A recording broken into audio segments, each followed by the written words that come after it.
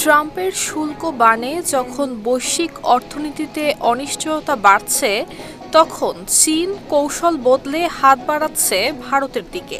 সীমান্তে বিরোধ, বাণিজ্য ঘাটতি এবং ভূ-রাজনৈতিক প্রতিদ্বন্দ্বিতা সত্ত্বেও ভারতের প্রধানমন্ত্রী নরেন্দ্র মোদীর চীন সফর এমনটাই ইঙ্গিত দিচ্ছে।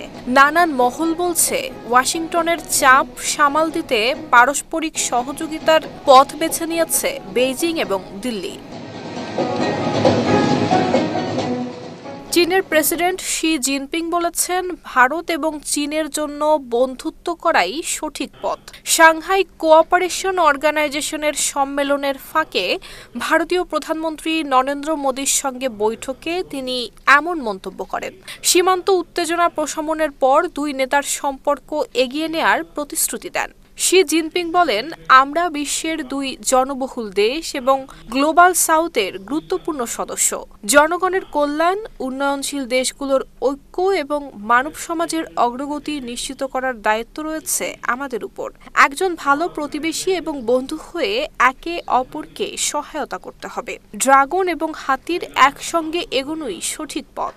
তিনি আরও বলেন, এবছর চীন ভারত কূটনৈতিক সম্পর্কের ৭৫ বছর পূর্তি হচ্ছে।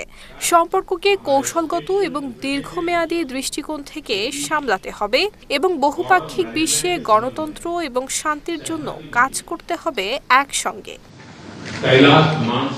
৭ বছর পর চীন সফরে গিয়ে মোদি বলেন, ভারত পারস্পরিক আস্থা, শ্রদ্ধা